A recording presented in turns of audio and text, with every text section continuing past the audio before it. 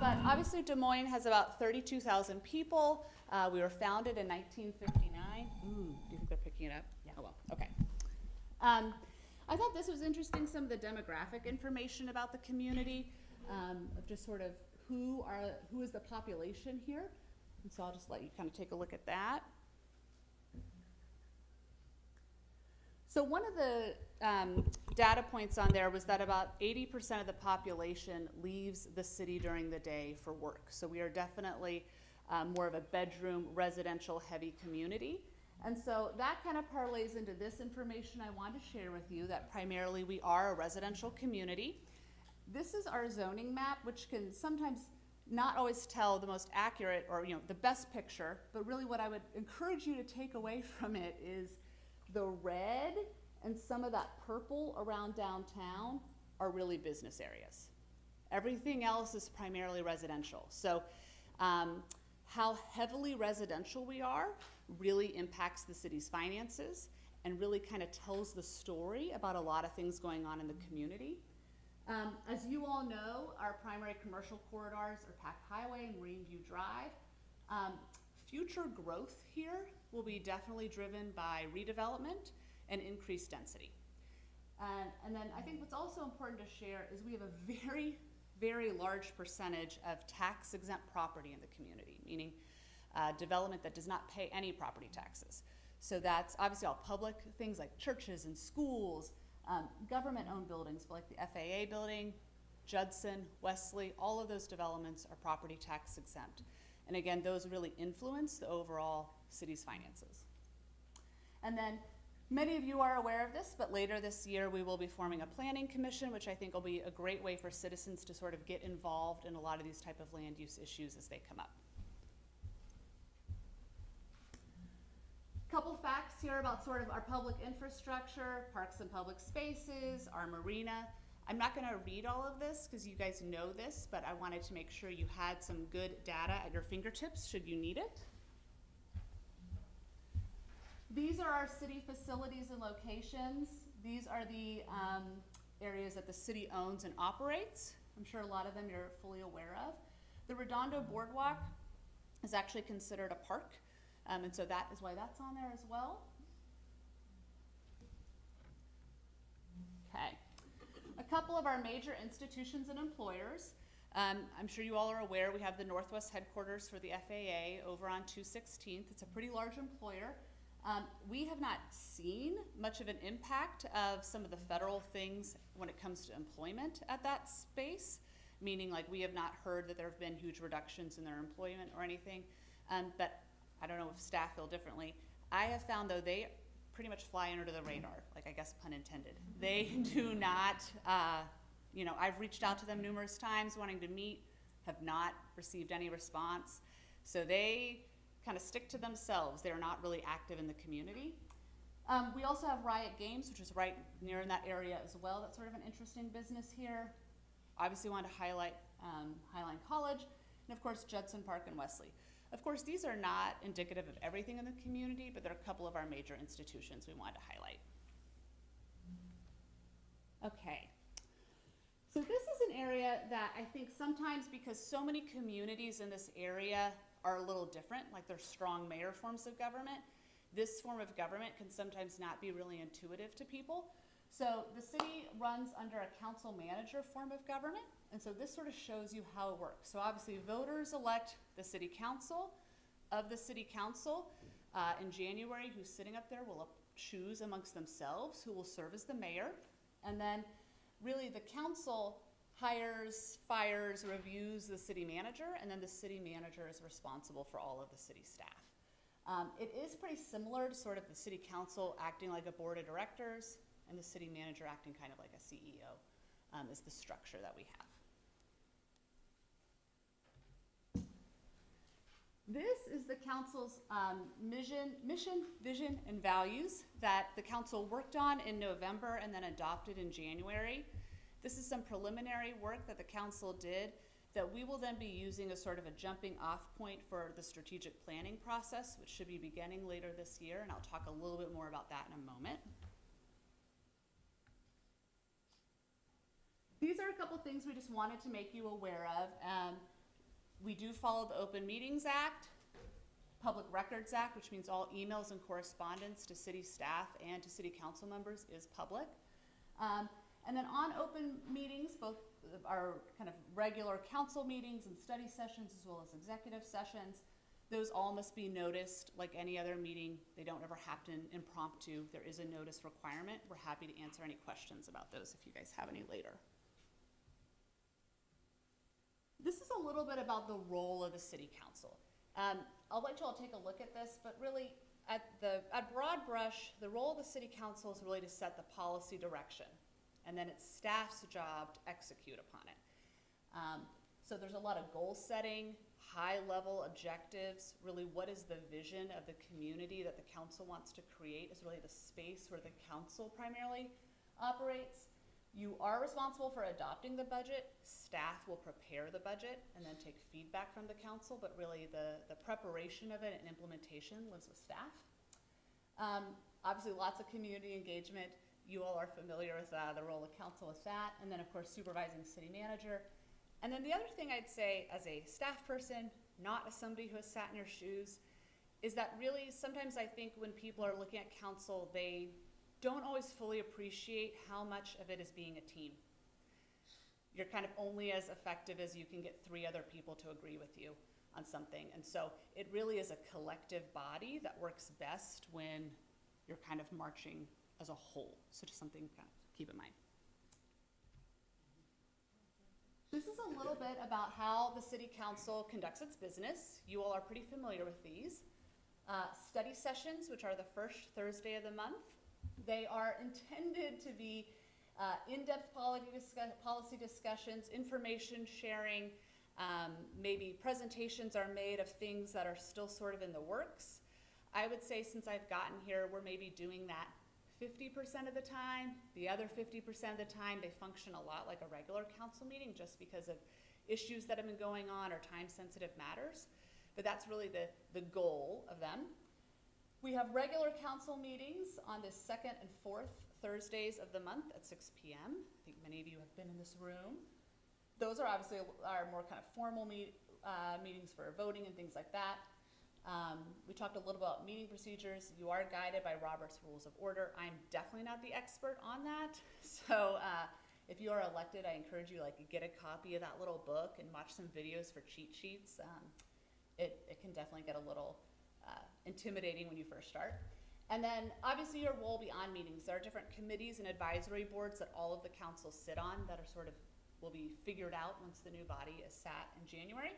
And then of course participating in all sorts of community events, town halls, ribbon cuttings, the ribbon cutting that was on Monday for the memorial, things like that. There's a lot of that also sort of goes with the job.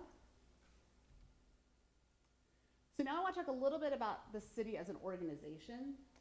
So a little bit about me. I came to the city in November, so it's been approximately 7 months. I jokingly tell people it's been both 5 minutes and I feel like I've been here 400 years at this point with how much we've had going on. I came here from a suburb of Austin in Texas. It's about 90,000 people called Cedar Park. I was there for about 17 years, sort of rose through the ranks. Prior to that, I was with the city of Little Rock, Arkansas. And then before even that, I was briefly with the city of Lawrence, Kansas while I was working on my master's.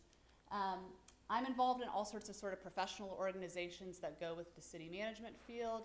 And then here in the community, I've joined Rotary and I'm on the Highline College Foundation Board. But I'm at a lot of things, and so you'll probably see me out and about.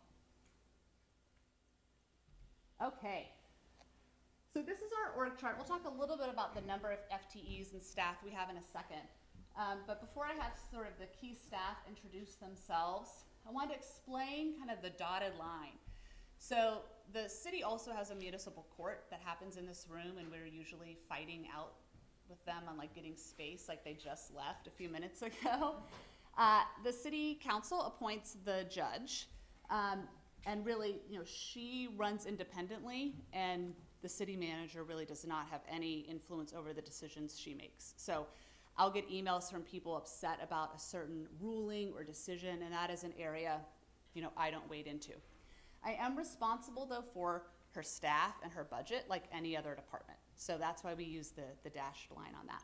So I'm gonna pause here, and I'm gonna ask senior staff to go around and just sort of like 45, 60 seconds to talk about your background and kind of your role. AJ, Adrienne Johnson Newton, is our assistant city manager. You can see the departments she has underneath her. AJ, do you want to start? Yeah, so my name is, I go by AJ, but my name is Adrienne Johnson Newton. I've been at the city since 2018. I started as the HR director, and then I was promoted to assistant city manager in 2023.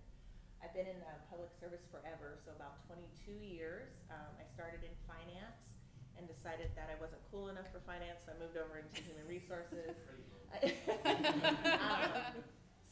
Which has served me well, so I have a good balance between finance and human resources. One of the things I'm really proud about is I'm set to graduate next month, actually, from UW with my certification in public management. So really love the city. It's been a great experience. I started at Pierce Transit. I did a brief stint at King County, and now I'm home at City.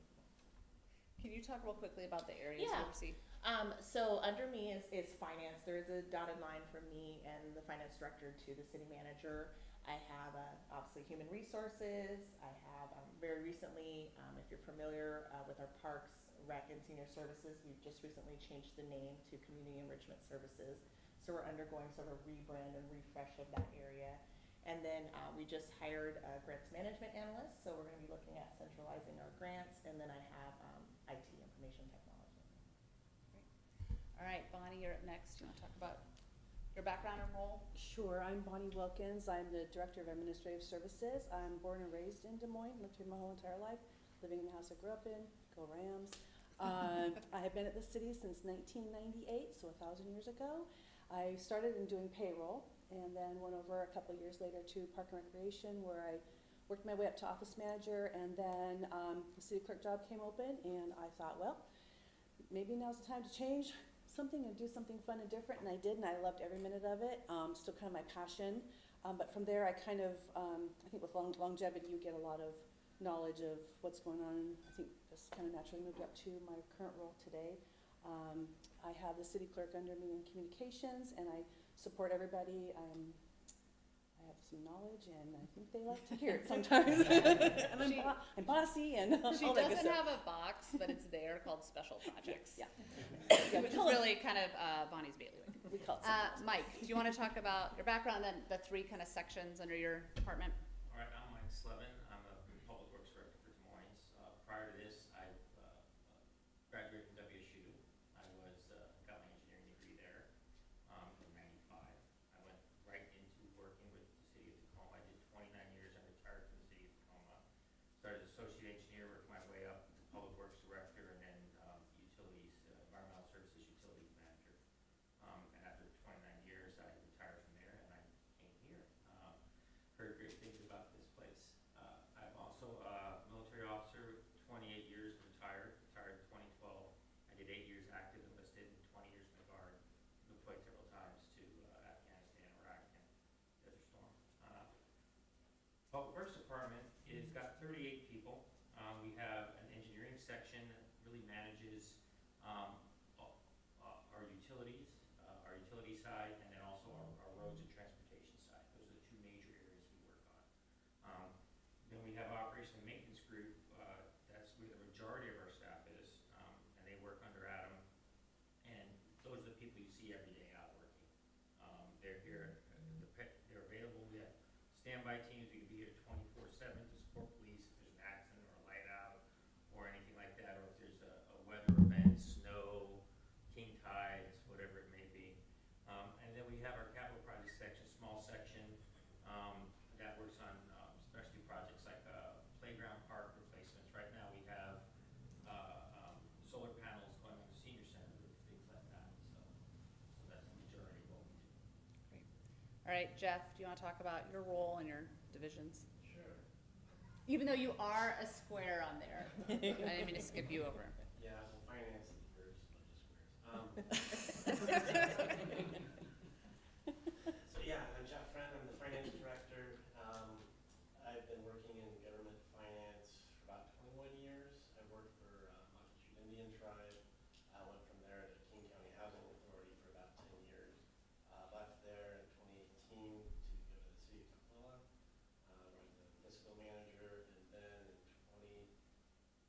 very beginning of 2021, came here as deputy finance director, became finance director beginning of 2023.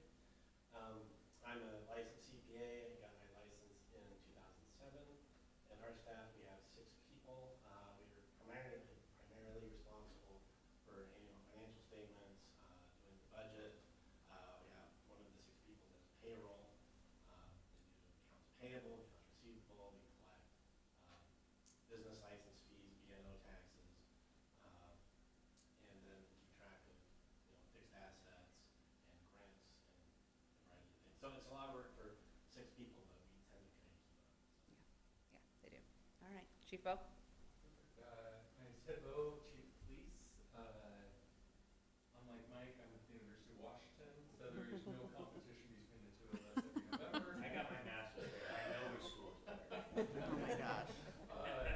Undergrad, I have a business degree from the University of Washington. Said, what do you do with a business degree? Clearly, you become a cop. So, became a cop. I spent 24 years with the King County Sheriff's Office. Along the way, I did get certified by FBI National Academy.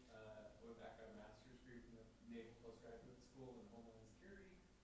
I had some really cool experiences with King County, running the major investigation section, doing a bunch of work in the training, doing a bunch of training around the state.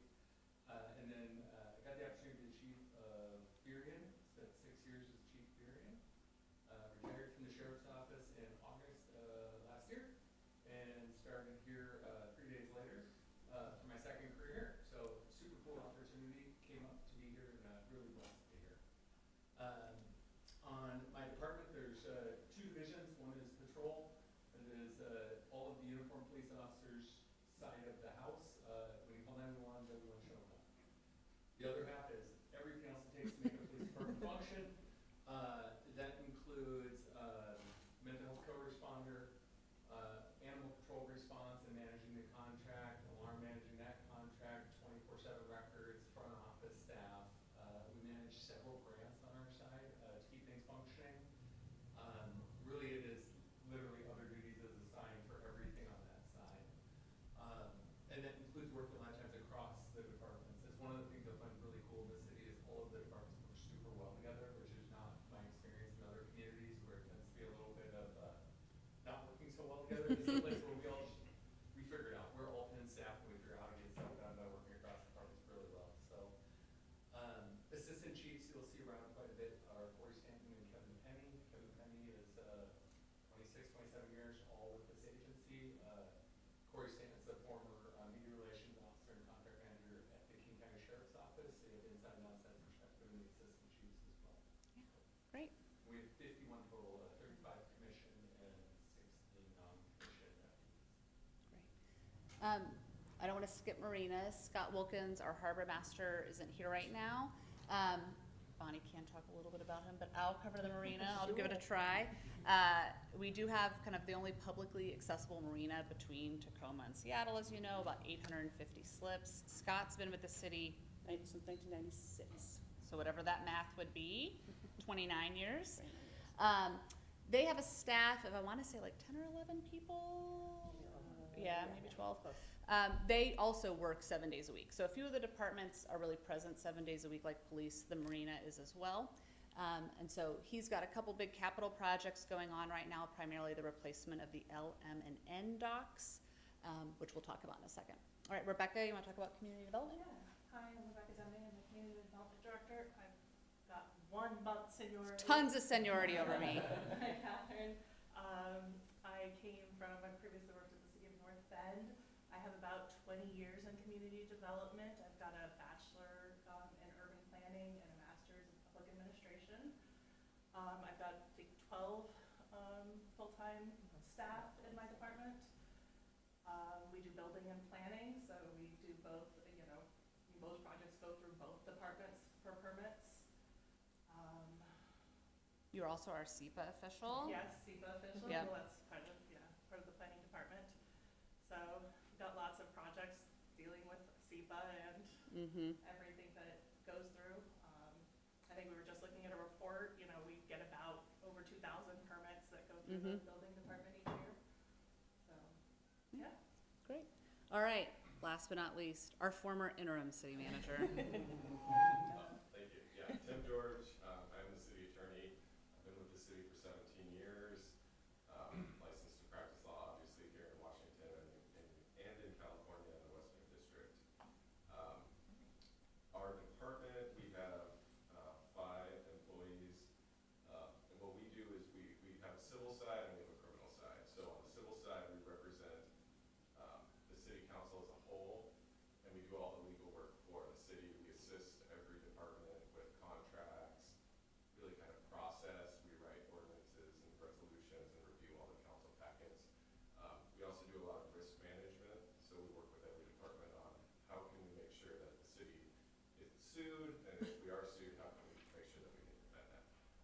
On the criminal side, we have 2 attorneys that do all the prosecution for misdemeanor crimes that occur in Des Moines. So anytime someone's arrested for a misdemeanor, we have Tara here, who's also going to be helping out with the CAC tonight. So her or Jacob will review the case, file criminal charges, and then they'll see that process through all the way to verdict. So I think we handle around 500 criminal cases a year, and that's right in here. So. Awesome. And then something that I think sometimes will happen is the legal department represents the city's legal affairs. So every once in a while, we will get a citizen calling, thinking maybe it's like an attorney that will just help them, that is not really legal's role. They also don't really advise council members on things that are your own kind of legal things. It's really about representing the city. So Tara, do you want to introduce yourself real quick, since you are just here early ahead of your 6 o'clock meeting? Yep, Tara Vaughn, I'm the city prosecutor. I've been practicing for 12 years, I've been with the city for 9. Love being here, love working for them. And Sarah Lee in the background is our deputy court clerk. They like to, or deputy city clerk, excuse me, they like to fly under the radar, but there she is. So she is at lots of meetings, doing recordings, minutes, all those type things. So about the actual organization as a whole, we have about 140 full-time employees. Additionally, we have 2 limited term employees, which are just what they sound like. You know, they're employees, but they have a kind of fixed term that they're working for us. And then we have about 20 extra hires, which are sort of like seasonal employees. A lot of them are in like Parks and Rec programming, things like that. We do have a good chunk of union employees, both between Public Works and the police department, and I think some of the marina folks as well, right? But you can see the split between union and non-represented. And then our average years of service is a little over 7, so we're actually a pretty new workforce, but we've got a lot of tenure you'll find at the senior staff level, which is great for people like Chief Bo, myself, Mike, Rebecca, who are new. There's a lot of other people here who have been here a long time. This is the breakdown of how kind of staff are divided.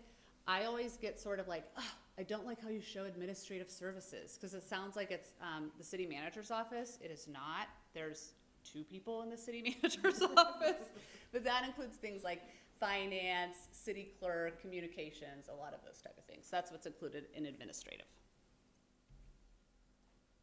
So when I got here, actually when I was even here during the interview process in August, I heard a lot from both employees and community members, a lot of concerns about the city's ongoing communications issues, some trust and transparency concerns, and a lot about customer service. So I'm sure any of these folks can tell you that I preach this a lot. But this is some of the work we've done internally. We're trying to really kind of build upon the great things in this organizational culture, but also sort of strengthen some areas that we have some room for improvement. So these are sort of the 4 tenets of what are really important to us as employees. And these are things that if you are ever in the building, you will sort of see them in every conference room.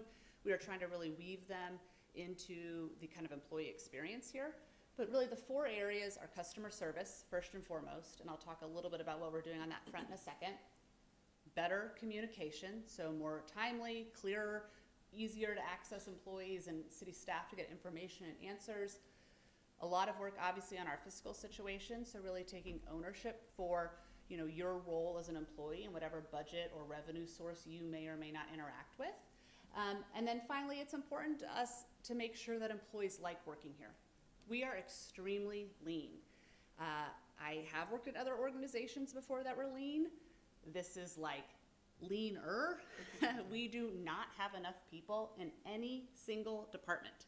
So what that means then is if we're asking employees to really have heavy workloads and meet a high bar, we need to make sure their experience being here is a positive one, that they find this a place that fosters their professional development, that they feel fairly compensated, things like that. So that made the list because it's really important when you're asking people to do a lot. So some things that we're doing on the communications front that I just want to share with you all so you're aware of some of the things we do. Tim started this when he was interim, but there's a weekly city manager's report. We've improved that. We're looking at ways to even improve it a little bit more. That comes out every Friday. We've really started building an email subscription list. If you aren't on there already, please feel free to scan the QR code and add yourself. We're trying to get this out everywhere. We have about 7,000 people that receive our weekly emails, which is great. I'm sure you all are familiar with City Currents. We are working to redo our city's website. It's terrible, I know. Bonnie is working on that project. We've received some proposals. Staff are reviewing those and hope to bring that to council soon so we can really get that process started. We are in the process right now of improving our financial reports and how they go to the public so that they're clearer and a little easier for people to understand. So that's something that you'll be seeing more of in June. And then we are really, as city staff, working to engage more with the community. So I and a lot of these people in the room attend a lot of community meetings and neighborhood groups. When I first got here, we did some coffees with the city manager where I met Pierre actually. We'll start doing some more of those. And then this summer, at every single farmer's market on that Saturday, there will be representatives from city staff in that city booth every single Saturday. And so that is a lot to ask of staff that are already working during the week, but we've divvied it up. And then we're also going to be doing a series of neighborhood pop-ups. So a couple of different areas in the community over the summer. We're going to be doing a casual, 5 to 6:30 type of pop-up in a neighborhood where people can come, ask questions, or just grab a popsicle, whatever. I think it's just important for both the community to know who we are and how they can access us and ask us questions. And most importantly, it's good for us to hear from the community directly what's on their mind. Also, when I got here, there was no way for the public to really come into City Hall. I think this was a holdover from COVID. So even though we share a building with court, so it's it's kind of strange, there's the public entrance for court, but we also have opened up that door to the right when you were walking in. That's sort of our City Hall lobby. And that's open Monday through Friday as well. So there's lots of major initiatives going on right now in the city. And I'm not going to go through all of these, but I do want to highlight a couple of the ones that are in bold. The first one is that the City Council received a presentation from me in March about doing a strategic plan. A strategic plan is really a long-term document that talks about high-level goals and priorities. As a new employee here, something that has been very challenging for me is that everything's a priority because nothing is a priority. And so it's really important that we go through this process of the strategic plan because we do have limited resources. And if we want to make real progress in some of these ambitious goals, we need to pick a few and really be marching in that direction. That is a process that we will be kicking off with the community later this year. The council has definitely expressed a desire to have a lot of community engagement. That is something also that the new candidates who are elected in November will absolutely be playing a role in come January. So, the outcome of however things go in November, there will definitely be opportunities for the council that is seated in January to have a big role in sort of what is in that plan. You guys know about probably many of these if you've watched meetings where Rebecca goes through the comp plan. We have another one next week. Another one I want to highlight, though, is our long-range financial plan and development impact analysis we're kicking off. We're just starting that process right now, but we are doing a long-range financial plan to really look at forecasting sort of what the city's outcome looks like. This plan is also going to be taking a look at maybe revenue sources we aren't hitting or we could be leveraging more. Candidly, and I say this to anybody, I don't think it's going to be everybody's favorite presentation. It's going to be pretty sobering, but I think it's going to be really important for that transparency and just sort of set a good foundation. We're also doing a part of it called the development impact analysis, where it's a tool that will allow staff to run a tool, but provide information to the council when land use decisions come up. So if a land use is coming in and let's say they want to put houses there, that is a very different financial impact to the city than if it's commercial. So this is a tool that will help us kind of high level get a sense of what is the revenue impact from a certain land use and what are the costs of that land use. Like, it costs us money to serve a neighborhood, whereas, you know, the business parks on 216th candidly don't really cost us much to serve. So land use decisions are obviously made looking at community needs, vision, all of those kind of things. This is simply sort of like one data point for those decisions. By no means will it drive it, but it is a way to sort of look at those through a fiscal lens, which I don't think we've had that tool before. The Sustainable Airport Master Plan, I'm sure all of you are very aware of this. This is an ongoing massive project that Rebecca, again, as our SEPA official, is overseeing. We expect some more to come out on that in the summer. That is obviously a process being led by the Port of Seattle, so we're sort of like along for the ride. But as you all know, as an airport impacted community, when things come out on it, it impacts us pretty tremendously. I am sure many of you are aware of a lot of these infrastructure and capital projects. Last week, the council received an update on the Marina Steps. I encourage you to watch that if you haven't already. Redondo Pier improvements, very positive after a lot of, Redondo making clear their desire for that project to really be happening. We are very happy to say engineering design is done. The project is fully funded. We have received the permits we need, and so we're going out to bid. So that's really positive. Yeah, so Mike was able to announce that last Thursday. And then financial sustainability, it feels unfair to only put 3 bullet points under here because really this is the core of everything we're doing these days around here.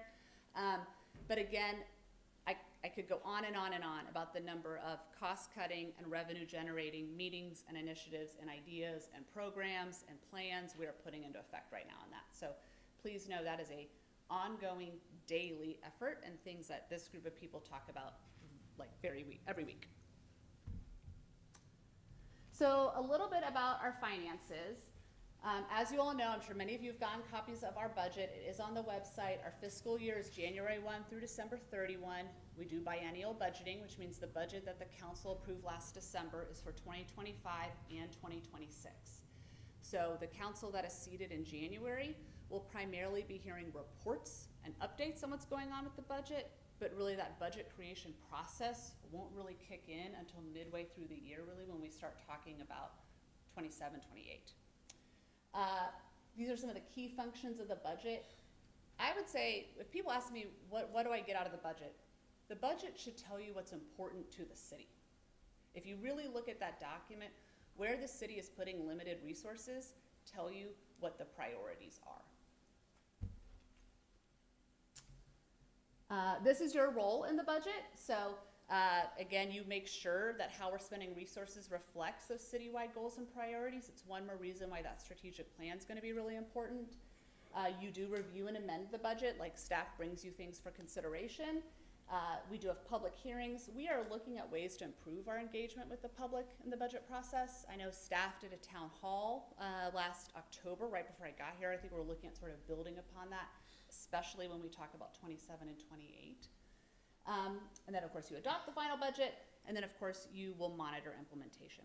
So in June, Jeff will be bringing forward the 2024 year-end report, and then also the first quarter of 2025.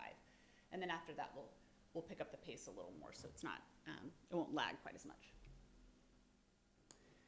This is just a snapshot of 25 and 26.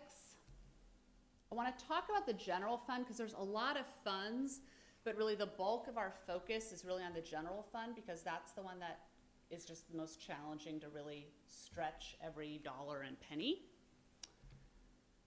The general fund is our primary operating fund. It's really all of our day-to-day services, but it's, so you can see it's public safety, it's, recreation and community, a lot of public works functions. It is not the marina staff.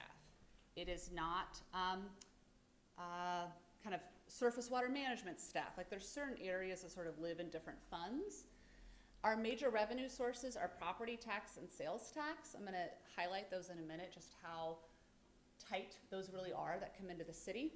You can see our revenues and expenditures.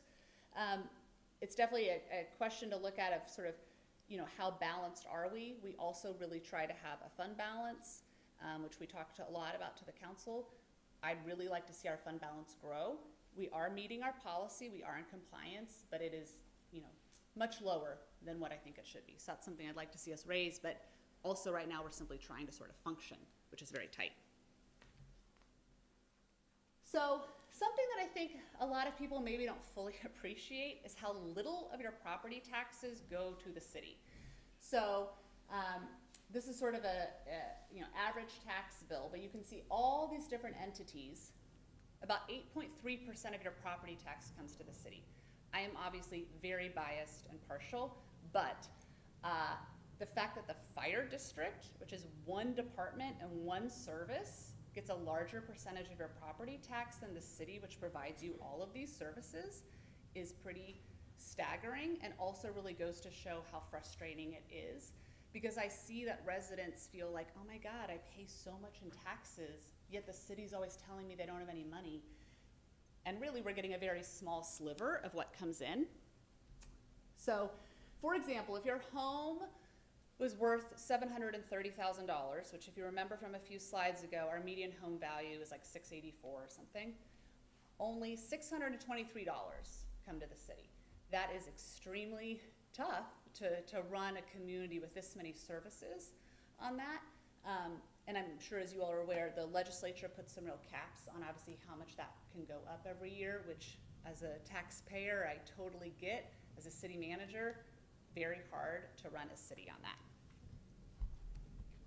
For sales tax, which, as you know, the sales tax rate here is about 10 cents on every dollar, we get a little less than a penny. So again, very small amount coming back to the city, which really then what you see as a result is a lot of desire for growth, economic development, fees, things like that, as ways to sort of generate revenue, because your traditional sources of sales tax and property tax are very limited in the state.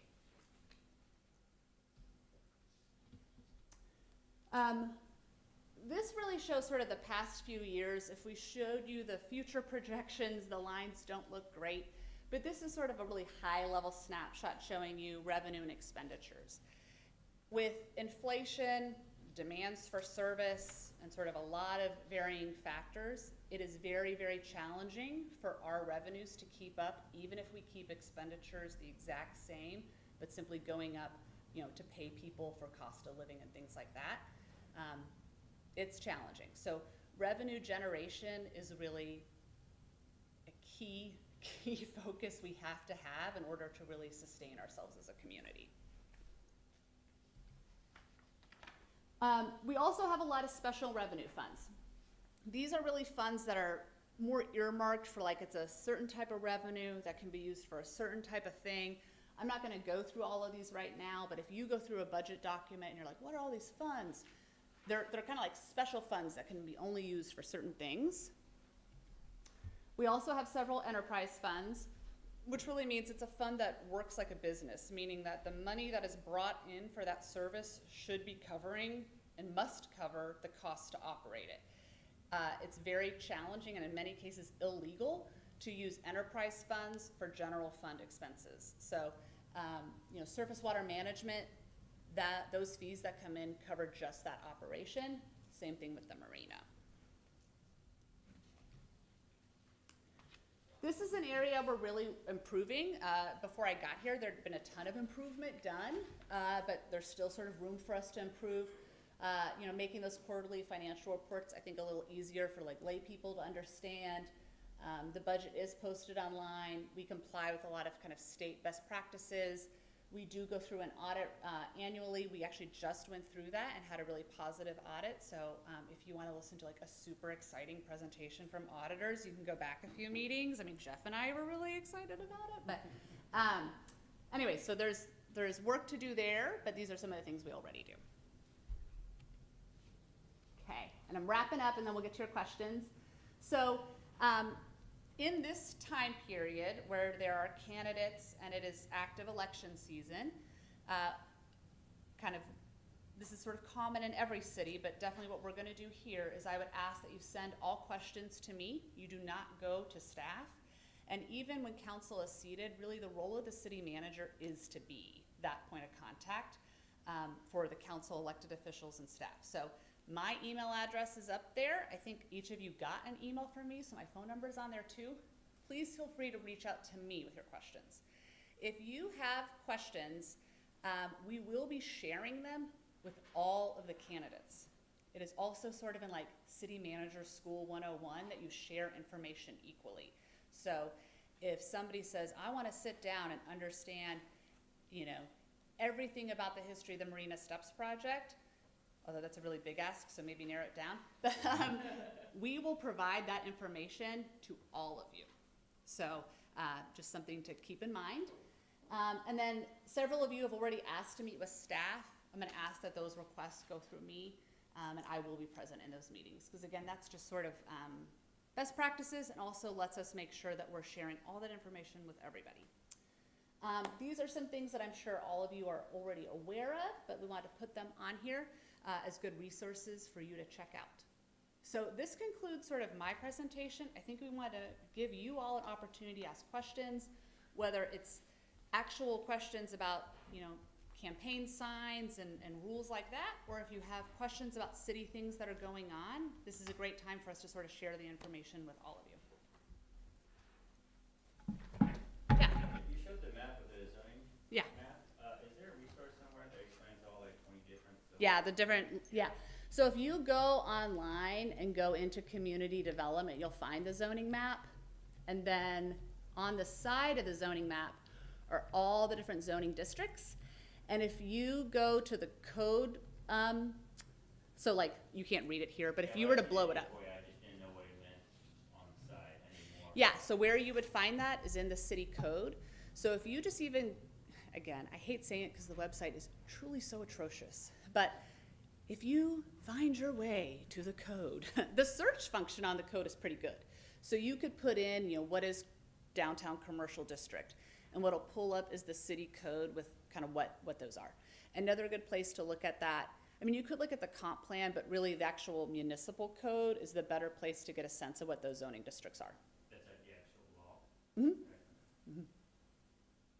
Yeah, Robin. I did have a question. You had a slide that was the special review funds. Oh, special revenue fund? Mm-hmm. Sorry, That's okay. I don't have my glasses. That's okay. It's still doing writing. These are things that are taxes, I'm sorry, and these go straight to the city, or there's still percentages coming out? They're not that's a great question. They're not really percentages. They are more so, as I'm looking at them, like fees we get for certain things that then have to go in that pot of money. And how those can be used is usually prescribed by some type of like state law or city code and kind of like how we use this source of money. Anything I'm missing, Jeff? No, I think it's typically state law. For example, the speed cameras are heavily restricted by the state. You can't just do whatever with those funds. Right, but the funds do come to Des Moines. Yes. Right, okay, and my other question was I didn't see any reference to a B&O tax. Oh yeah, that is one of our sources as well. Do you want to talk about that? Yeah, that's, like sales tax, property tax, and B&O tax all come into the general fund for day-to-day operations. So that's not restricted. Right, the B&O tax, we also have percentages going out, or that all goes to the city? That all goes to the city, Yeah, right? all goes to the city. Yeah. That's the only source that 100% comes to us, I think, so. You want to define B&O for everybody? Business and operations? Occupations, okay. Tax on businesses, Yep. essentially. Yes, Robin is very familiar. Well, Yeah, okay. She knows better than Yeah. most, right? That's good, but every business pays Yep. that, but I was watching and I saw sales tax, but then I was wondering why B&O was out, but that's. sorry, yeah, I It's just in, chose that's okay. the ones with the saddest story, really, to show. And But- the B&O tax is also yeah. smaller. Correct. We also just implemented a square footage tax, so, those kind of warehouses off of 216th that don't pay property tax because they're owned by the port and maybe aren't the type of business that generates any sales tax, those were really in the city bringing in virtually nothing. And so the square footage tax, thanks to finance and legal, is a great way for us to sort of capture some revenue from them because they are in the city. They are occupying land that could be a different use. You know, their employees drive on our roads and things like that. It's important that they contribute, but it's still pretty minimal overall what they pay. What's the interplay between the city attorney's office and the municipal court? You guys, like, do you prosecute your cases in the court, but you're separate? Yeah, we're separate. So we answer to the city manager. There's the direct line to us, right? But yeah, so we represent essentially the citizens of Des Moines in that aspect. We represent the city. So generally everyone charged with a crime will either have their own attorney or they get appointed one by the court. And so there's public defenders, and then we're the prosecutors. And so we work with the police department, and we essentially have to prove the crime. And it's in this room, right? But we're not a part of the court. And the red light violations that go, you prosecute that? Well, generally we don't have attorneys because those are infractions. So that's like a ticket. So we handle the criminal cases, criminal being the key there, where you know, defendant's entitled to an attorney, and so then the city needs an attorney to represent the city. We do appear every now and again on the infractions, the red light cameras, speed zones, if there is an attorney for the other side. Just if there's legal arguments, then we can respond on behalf of the city.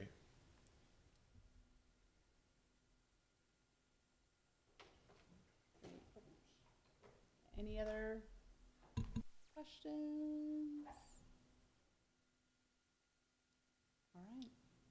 Well, thanks for giving us an hour of your time. And then after the election in November, we will do a much more in-depth, like probably day-long orientation. Get excited. Where we'll be like looking at things, going far more in depth on projects and things like that. But this was just sort of to give everybody kind of a snapshot of the city and let you know how best to communicate with us over the next few months. So we really appreciate your time. And I was gonna say, let us know if you have questions. Let me know if you have questions per the last slide. But thank you for being here. And we will, again, post this on the website, and I'll send it out to you all afterwards with like a link to it. All right, thanks. Thank you.